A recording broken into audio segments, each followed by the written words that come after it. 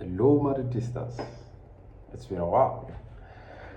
Uh, I hope you're as excited to see my face as I am excited to be recording this video after a couple of weeks of forced break. So I had some renovations going on in my house, and it affected where the space in my house where I usually record the video. So you can see the background has changed. I will be decorating this in a couple of weeks as well. So I've had a lot of things going on, but I've also been watching the Euros. I think I still recorded some videos, especially during the group stages, and I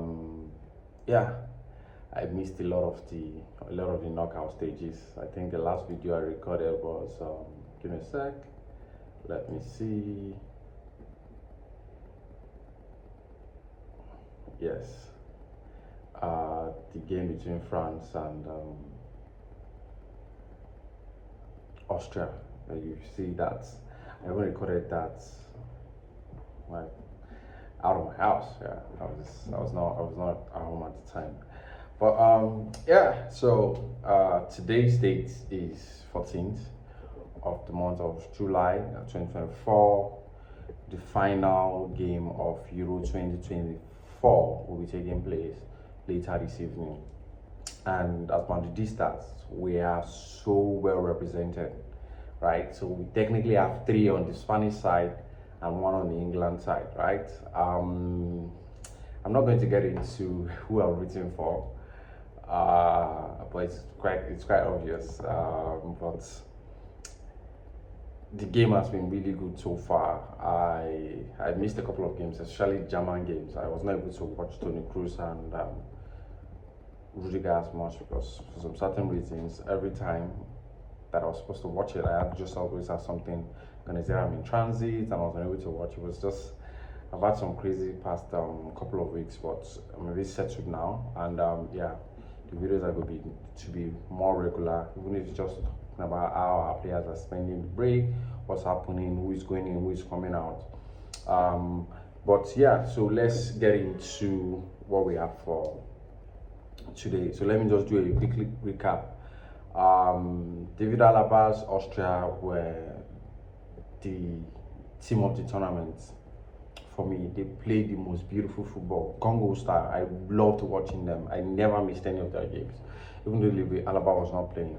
And then they were edged out by the Turkish team as in brilliant, which brings me to Araguler. Beautiful competition for him. Like tournament, he really did well. Himself and his team, they did well. They just could not hold on to their lead against the Netherlands, and they lost 2 goals to 1. Who else? The German side, like I said, I didn't watch a lot of them. So my comment on them would be quite limited, but I really wish that Germany was in this final. Like I was looking forward to seeing them in the final. I was really rooting for them. That was not the way I wanted Kroos's international. The last game, I think, international level should end. But anyway, I know they had a really good tournament as well. France really disappointed me against Spain. Because I thought they had on paper the better team. Everyone expected them to win, right? And they lost out. Crazy selection by Didier Deschamps. You won't believe that before that game against Spain, Kylian made a statement that it was easy for him when he was playing with Paul Pogba. And we know Paul Pogba is a beautiful passer, right? And I specifically started looking out for that during that game, right, to see what happens, like if there's any merit to what the statement he made. And there was. You won't believe that the first successful long pass that will get to him in that game happened when Camavinga came in, which made me wonder, like, what was Rabiot doing on the pitch for that long? And it felt like the French team, Didier Deschamps in particular, was waiting for one of his players to step up and for a miracle to happen. Yes, it was supposed to happen in the 85th minute, but after creating a beautiful chance for himself, Kylian ballooned that ball, and we know 99 times out of 100 he will score that goal on any given day. But It just so happens that he lost it, and I was impressed by Bradley Barcola, even though he's not my Madridista. I was disappointed by Ousmane Dembele especially, and Griezmann. I did not. I don't know. I don't think I enjoy Tchouaméni in the number 8 role, right? And you have. I don't know. I don't think I enjoy the number 8 role that is being played in France anyway. But they are out now, which brings me to England and Spain. The Spanish team. This Spanish team. Amazing football. I won't lie to you. Amazing football. And Dani Carvajal especially has been excellent. And I'm speaking from a Madrid standpoint at the moment. He has been excellent. He has had a really good tournament. Same for Nacho as well. Like he's been in and out of the team with Lenormand and Aymeric Laporte being the preferred starting centre back. But Lenormand is injured, so he has played the last couple of games. I think he played once twice during the. He started the first game. I think he played the third game as well in the group stage. Carvajal has been excellent. I really wished I watched the game against Germany. He was a madman. He was a madman. Amazing leader. Joselu has not played as much. But he has had a great year, so I will not be surprised if he gets another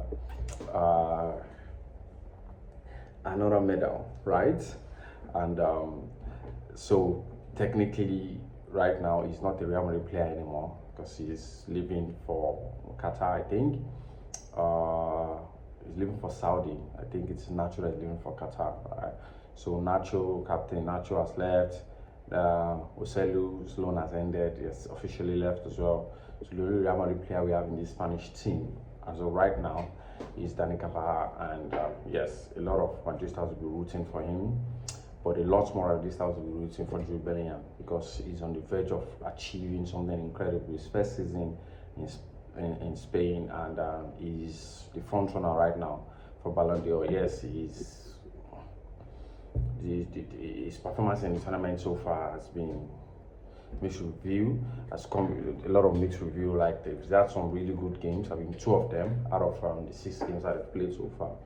And other ones he has not really imposed this way in the game, which is quite unusual. And I don't want to make the excuse of him having been injured since November. But we've seen Jude with that injury dictate games, and he has even done it in this tournament, especially the first game against Serbia with that wonderful goal, which also begs the question, before I get into what I was going to say next.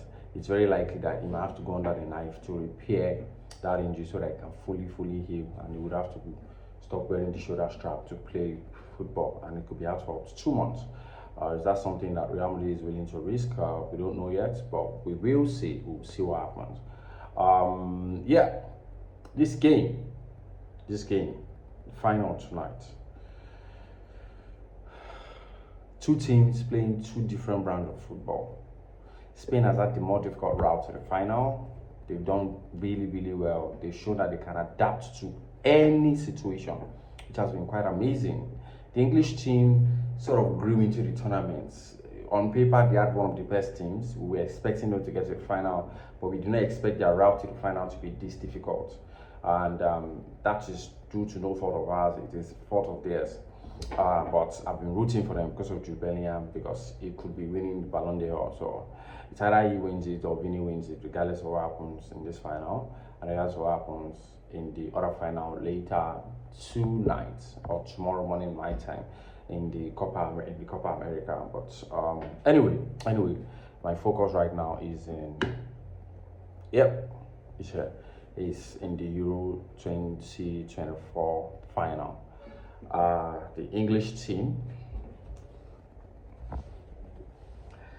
I know for a fact that if I was Spain, I'll be scared, and if I was the English team as well, I'll be scared of the Spanish team, because they play very unpredictable brand of football. They adapt to any situation, and then Lamine Yamal has been amazing. Kudos to La Masia and the Barcelona team for the work that they've done so far. But another person that has impressed me as well is Nico Williams. I won't lie to you, my best player in Spain right now is not someone you would have guessed, it's Fabian Ruiz. The way he has been mesmerizing in the middle of the park has just been really amazing, really amazing. Like, he has done so well, and I'm really happy for PSG. Like, hopefully they can build up on that, and let's see what comes out of it, especially with the departure of Mbappe to our side. Another player that impressed me a lot is Dani Oma as well. Someone I was saying, like, as sort of like, it looks like an average player, like really good, but has not lived up to his potential. Same for Fabian Ruiz as well, because the hype with him when he was at Betis in Spain, amazing, but that did not translate to anything when he went to Italy, and even first couple of seasons in France, and he has done really well the second half of this last season that just passed, right? For England, a lot of people have been clamoring for Jude to be moved back, and I know that that's something that could easily happen to him as well in the new season for Real Madrid. But then again, Carlo Ancelotti might still playing there, and then have a midfield three of Valverde, Camavinga, and Tchouaméni, right? And figure something out. Maybe it's true. Rodrigo that will be sitting down. My prediction is difficult. I can't predict. I know I am rooting for England to win because of Jude, and because Spain has won this like 2 times in the past, so consecutively. I really want Jude to win this, but then they're playing against Spain, and this Spanish team is really amazing, like really amazing. I know for sure that the Spanish team will give you opportunities, but you need to bury them. The English team has not been the type that had opportunities that did not bury. That's the one thing as well, right? We know they don't create a lot of opportunities, but the ones that they're able to create, they're able to bury. The Spanish team will bury their chances as well. They are really good at converting their chances.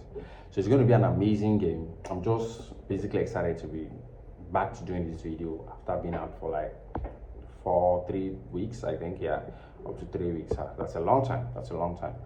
But let me know what you think. I will be doing another video after the game, and hopefully to be England, and if not, congratulations to Dani Carvajal. Thank you for always watching, and it's just amazing. I'm glad to be back, and see you in a couple of hours. I love Madrid.